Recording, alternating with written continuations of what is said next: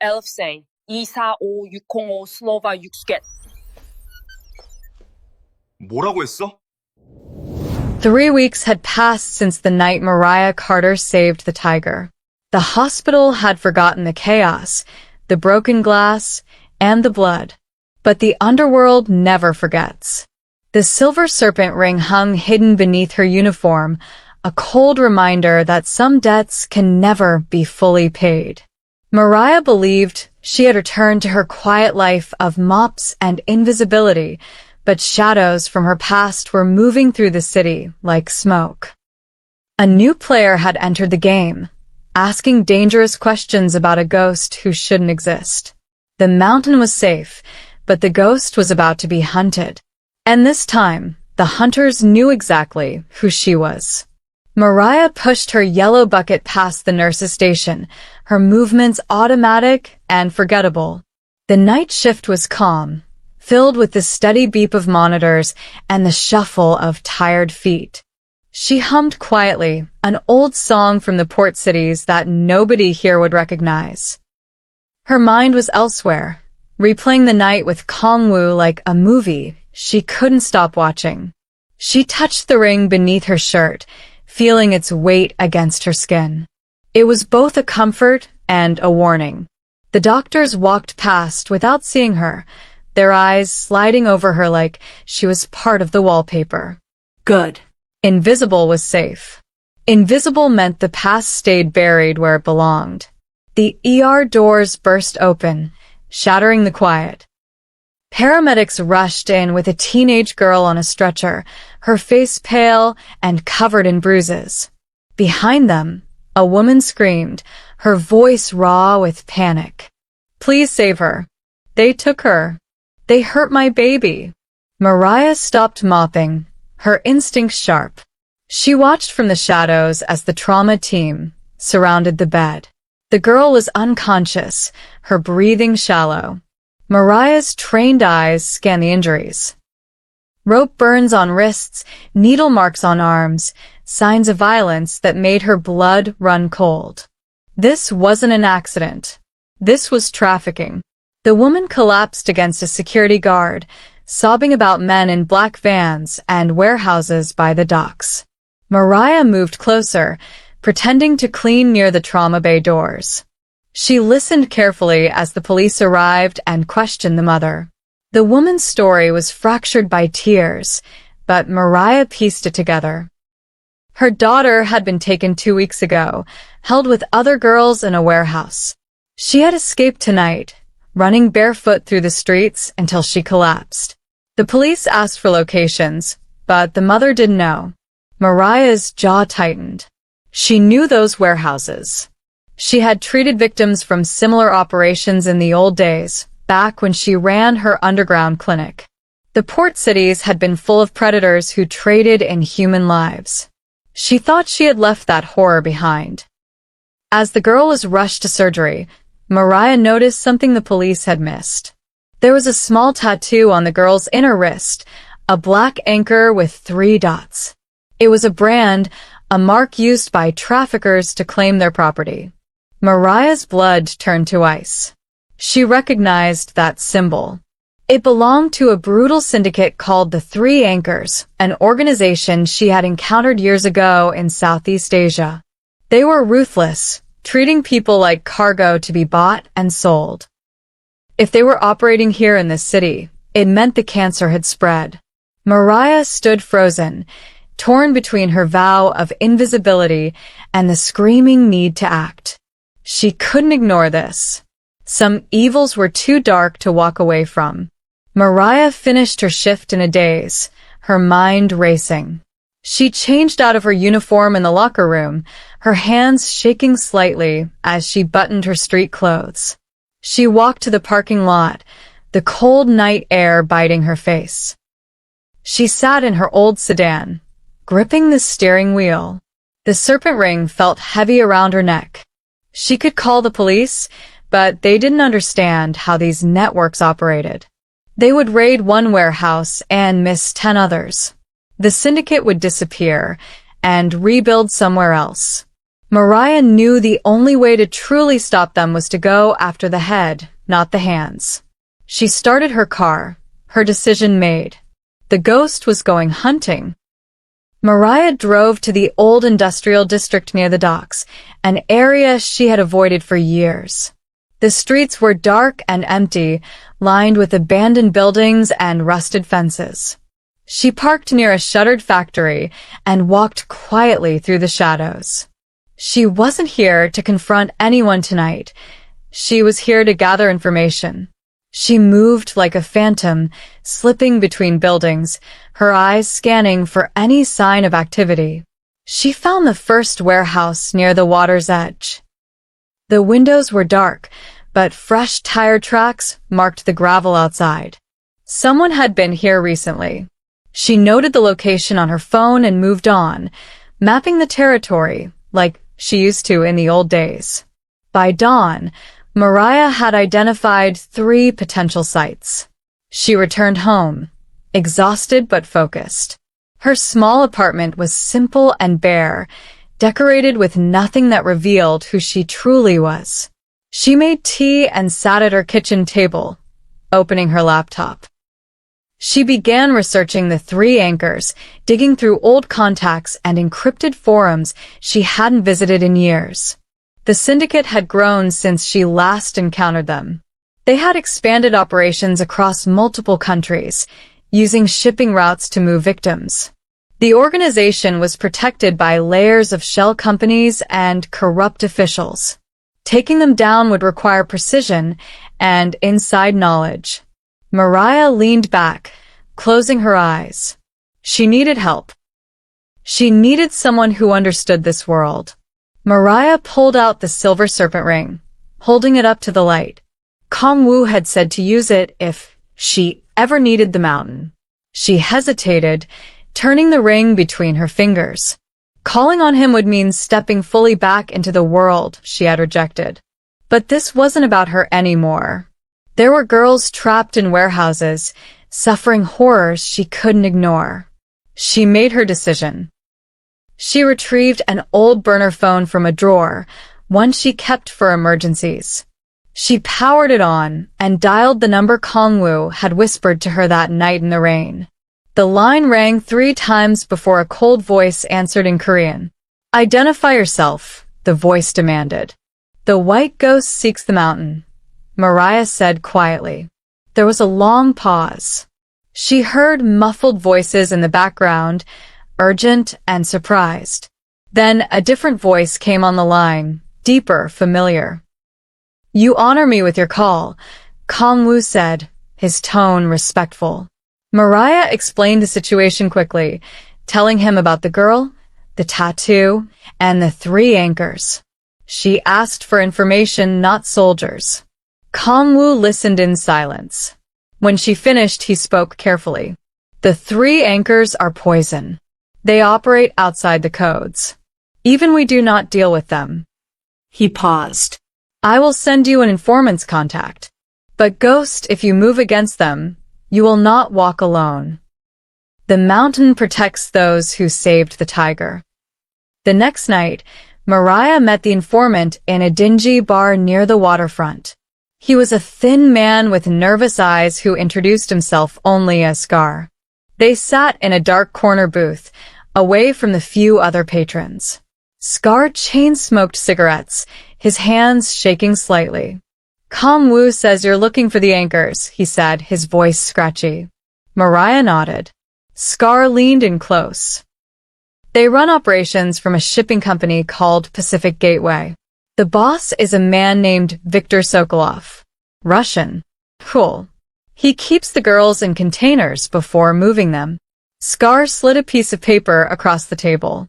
"This is the warehouse address. But you can't just walk in. There are guards, cameras, dogs." Mariah studied the address. It was one of the locations she had scouted. "How many girls are there now?" she asked. Scar shrugged. "Maybe 10, maybe 20. They move them every few weeks. There's a shipment going out tomorrow night. After that, they'll be gone forever." Mariah felt urgency grip her chest. Tomorrow night didn't give her much time. What about Sokolov? Where is he? Scar shook his head. He never goes to the warehouses. Too smart. He runs things from a yacht in the marina. Protected. Surrounded by bodyguards. Mariah absorbed the information. She needed a plan. She couldn't save the girls and take down Sokolov alone. She would need to choose her target. Save the victims or cut off the head. Mariah returned to her apartment and planned through the night. She spread out blueprints of the warehouse she had obtained from the city's public records. She studied the layout, identifying entry points and escape routes. She gathered supplies, a tactical flashlight, zip ties, pepper spray, and a small knife she kept hidden in her closet from the old days. She wasn't planning to fight an army. She was planning a surgical extraction. Get in, get the girls out, disappear before security responded. It was risky, but possible. However, a voice in her head whispered that rescuing the girls would only delay the problem. As long as Sokolov lived, the three anchors would rebuild. She needed to think bigger. The following evening, Mariah stood outside St. Jude's Hospital, watching the sunset paint the sky orange and red. She had called in sick for her shift, something she had never done before. Her supervisor had been surprised but understanding. Mariah knew that after tonight, she might never return to this place. If she succeeded, she would have to disappear. If she failed, she would be dead. She touched the serpent ring one last time, then tucked it safely inside her shirt. She climbed into her car and drove toward the docks. The streets grew darker as she approached the industrial zone. She parked 3 blocks away from the Target warehouse and continued on foot, her heart steady despite the danger ahead. The warehouse loomed against the night sky, a massive structure of corrugated metal and concrete. Mariah crouched behind a stack of shipping containers, observing the building. 2 guards stood at the main entrance, smoking and talking. A 3rd guard walked the perimeter with a German shepherd on a leash. Security cameras were mounted at the corners, their red lights blinking. Mariah circled the building silently, staying in the shadows. She found what she was looking for on the east side, a rusted ventilation grate near the ground. It was partially hidden by weeds and debris. She tested it carefully. The screws were old and loose. She could remove it. This was her way in. She checked her watch. 9 p.m. The shipment was scheduled for midnight. Mariah worked quickly, using a multi-tool to remove the screws from the grate. The metal squealed softly as she pulled it free. She slipped into the narrow shaft, crawling through the darkness on her belly. The space was tight and filled with dust that made her eyes water. She moved forward, guided only by the dim light filtering through vents above. After 20 feet, she reached an opening that led into the warehouse's interior. She peered through the vent, surveying the space below. The warehouse was divided into sections by tall shelves stacked with crates. In the far corner, she saw them, a group of girls huddled together in a chain-link cage, their faces hollow with fear and exhaustion. Mariah counted 12 girls in the cage, ranging from teenagers to young women in their 20s. They sat on the cold concrete floor, some crying silently, others staring blankly into space. 2 guards stood nearby, armed with pistols, laughing at something on a phone. Mariah's anger flared hot and bright. She forced herself to stay calm. Anger made you sloppy, and sloppy got you killed. She needed to disable the guards and open the cage without alerting the rest of the facility. She scanned the warehouse for tools. Near the cage, she spotted a fire extinguisher mounted on the wall and a breaker box controlling the lights. A plan formed in her mind. It was simple, brutal, and necessary. Mariah crawled through the ventilation system until she was directly above the breaker box. She carefully removed the vent cover and lowered herself down, dropping silently to the floor behind a stack of pallets. She crept to the breaker box and opened it, her fingers finding the main power switch. She counted to 3 in her head, then flipped it. The warehouse plunged into total darkness. The guards shouted in confusion. Mariah moved fast, using the layout she had memorized. She grabbed the fire extinguisher from the wall and swung it hard into the first guard's head. He dropped without a sound. The second guard spun around, reaching for his weapon, but Mariah sprayed the extinguisher directly into his face, blinding him with foam. The guard stumbled backward, clawing at his eyes. Mariah struck him with the metal canister, and he collapsed beside his partner. She zip-tied their wrists and ankles quickly, then searched their pockets for keys. She found a ring of keys and ran to the cage. The girls screamed when they saw her silhouette approaching in the darkness. "I'm here to help," Mariah said urgently, her voice calm but firm. "Stay quiet. We don't have much time." She fumbled with the keys, trying each one in the lock. On the 4th try, the lock clicked open. She pulled the cage door wide. "Follow me. Stay close. No noise." The girls scrambled to their feet, their movements frantic but silent. Mariah led the group toward the ventilation shaft, but the opening was too small for everyone to escape through quickly. She changed plans, guiding them instead toward a loading dock door she had spotted earlier. They moved through the dark warehouse like ghosts, the girls holding onto each other's shoulders to stay together. Suddenly, lights blazed on overhead. Someone had found the breaker box. Alarms shrieked through the building. Voices shouted in Russian. Heavy boots pounded across the concrete floor. They had been discovered. Mariah pushed the girls faster. "Run," she commanded. They sprinted toward the loading dock as armed guards appeared from the offices, weapons drawn. Gunfire erupted, bullets sparking off metal shelves. The hunt had begun. Mariah shoved the girls through the loading dock door into the cold night air. "Go to the street. Flag down any car. Get help," she screamed. The girls ran into the darkness, scattering in different directions. Mariah stayed behind, using her body to block the doorway. She grabbed a heavy chain hanging from a pulley and swung it at the first guard who reached her. The chain caught him across the chest, sending him sprawling. More guards poured through the warehouse. Mariah knew she couldn't fight them all. She slammed the loading dock door shut and jammed a metal rod through the handle, barricading it. She ran after the girls, her lungs burning.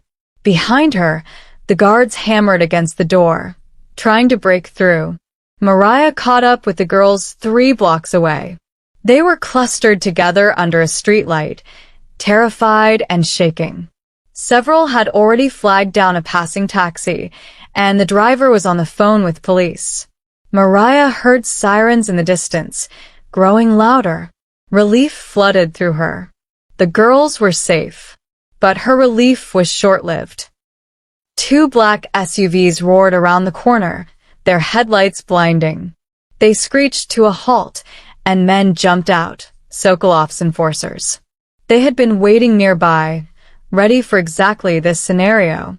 8 armed men surrounded them, cutting off every escape route. Mariah stepped in front of the girls, her body a shield.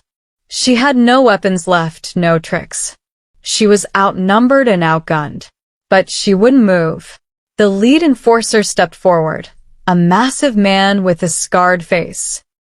He spoke in broken English. "You made big mistake, old woman. Boss wants talk with you before you die." He gestured with his gun toward the girls. "Come quiet, or they all die right here." Mariah's mind raced. The police were close, maybe 2 minutes away. She needed to stall. "Your boss is a coward," she said loudly, her voice carrying. "He hides on his boat while you do his dirty work." The enforcer's face darkened with rage. "You know nothing, ghost. He raised his weapon, aiming directly at her head. Time seemed to slow. Mariah closed her eyes, accepting her fate. She had saved the girls. That was enough. A deep engine roar shattered the night. 3 sleek black sedans tore around the opposite corner, tires screaming. They formed a perfect blockade between the enforcers and the girls.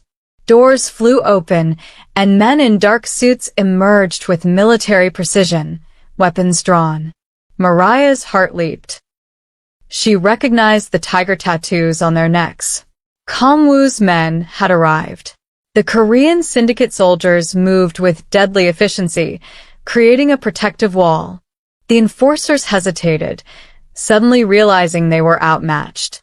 From the center vehicle, Kangwoo himself stepped out. His shoulder was still bandaged from the hospital, but he moved with the authority of a king. He locked eyes with Mariah across the chaos. "The mountain never forgets its debts, White Ghost," he said in perfect English. The standoff was tense. Sokolov's enforcers were trapped between 2 forces, the Korean syndicate ahead and police sirens closing in from behind. The lead enforcer made a fatal mistake. He swung his weapon toward Kangwoo. Before he could fire, 3 shots rang out from the Korean soldiers. The enforcer dropped. The remaining Russians threw down their weapons, raising their hands in surrender. Kangwoo's men secured them quickly, zip-tying their wrists. Kangwoo walked through the chaos to Mariah, his men parting like water. He placed a hand on her shoulder. "You saved my life in that hospital. Tonight, I return the favor." Police cars flooded the street, lights flashing everywhere. Kangwoo's men melted back into their vehicles, disappearing before officers could identify them. Mariah stood alone as police surrounded the scene. The girls were crying with relief, embracing each other. Officers secured the surrendered enforcers and began taking statements. Mariah quietly backed away from the crowd of gathering onlookers. She slipped between buildings, disappearing into the shadows before anyone could ask her name. She walked quickly through the dark streets, her body shaking from adrenaline. Kangwoo had saved her life. The tiger had protected the ghost. The balance between them was now equal. She reached her car parked blocks away and sat in silence, processing what had happened. The girls were safe. The warehouse was exposed. But Sokolov was still out there, and now he knew about her. Mariah returned to her apartment as dawn broke over the city. She was exhausted, covered in dirt and bruises. She showered, washing away the evidence of the night. She stood under the hot water, letting it burn her skin. She had saved 12 girls tonight, but at what cost? Sokolov would hunt her now. He would send more men, more enforcers. She couldn't hide at the hospital anymore. Her sanctuary had been compromised. Mariah dried off and sat on her bed, staring at the wall. The serpent ring lay on her nightstand, gleaming in the morning light. Her phone buzzed. A text from an unknown number. "The tiger offers shelter in the mountain. You are not alone." KW. Mariah stared at the message for a long time. That evening, Mariah made a call. Not to accept Kangwoo's offer, but to finish what she started. She called Scar, the nervous informant. "I need Victor Sokolov's location," she said without greeting. Scar hesitated. "You're crazy. After tonight, he'll have an army protecting him." Mariah's voice was ice. "He's going to run. Before the police connect all the pieces. I need to know where." Scar was silent for a long moment. Then he sighed. "The yacht is called the Volga. Berth 17 at the South Marina. But the Korean boss already knows this. He's planning something." Mariah hung up. She realized Kangwoo wasn't just offering protection, he was offering partnership. Together, they could end Sokolov's evil forever. Mariah met Kangwoo in an underground parking garage at midnight. He arrived with 2 bodyguards, both watching the shadows carefully. Kamwoo looked at Mariah with respect. "The three anchors are a disease," he said quietly. "They prey on the innocent. Even we who live in shadows have honor. We protect our territories, but they steal children." He pulled out a folder. "My men have been watching Sokolov. Tomorrow night, he plans to flee the country on his yacht. The Coast Guard will inspect him at dawn based on an anonymous tip, but we both know corrupt officials will let him go." Mariah understood. "You want him stopped before dawn?" Kamwoo nodded. "Justice, not escape. You and I, we finish this together." At 2 a.m., Mariah and Kamwoo's team moved silently through the South Marina. 4 of Kamwoo's men secured the perimeter while Mariah and the Tiger approached the Volga. They disabled the guards quietly, no killing, just precision strikes that left them unconscious. They boarded the yacht and found Sokolov in his cabin, surrounded by documents he was preparing to destroy. When he saw them, his face went pale. "Who sent you?" he stammered in Russian. Kamwoo stepped forward. "The mountain and the ghost have come for you." They zip-tied Sokolov and gathered all the evidence, ledgers, files, names of corrupt officials. Then they called the Coast Guard, leaving Sokolov gift-wrapped for federal arrest. They disappeared before authorities arrived, ghosts in the night. 1 week later, Mariah returned to St. Jude's Hospital wearing her faded green uniform. The news had been filled with stories of Viktor Sokolov's arrest and the dismantling of the Three Anchors network. The 12 girls were safe in protective custody, receiving help and healing. Mariah clocked in at the nurse's station, and the supervisor welcomed her warmly. She grabbed her yellow mop bucket and began her rounds. The doctors walked past without seeing her. She was invisible again by choice. But now she carried a different knowledge. She wasn't alone anymore. The mountain watched over the ghost. Her phone buzzed with a message from Kamwoo. "Walk safely, white ghost. The tiger stands ready if you call." Mariah smiled, returning to her quiet work, knowing she had both peace and protection. Sometimes the strongest bonds are forged in fire. Heroes don't always wear capes or badges. Sometimes they wear faded uniforms or expensive suits. What matters isn't the costume, but the courage to stand up when evil threatens the innocent. Mariah learned that accepting help doesn't make you weak. It makes you wise. And sometimes, the people you save become the ones who save you back. If this story moved you, or kept you reading until the end, show your support by liking, commenting, sharing, and subscribing. Your engagement keeps these powerful stories alive. Thanks for watching.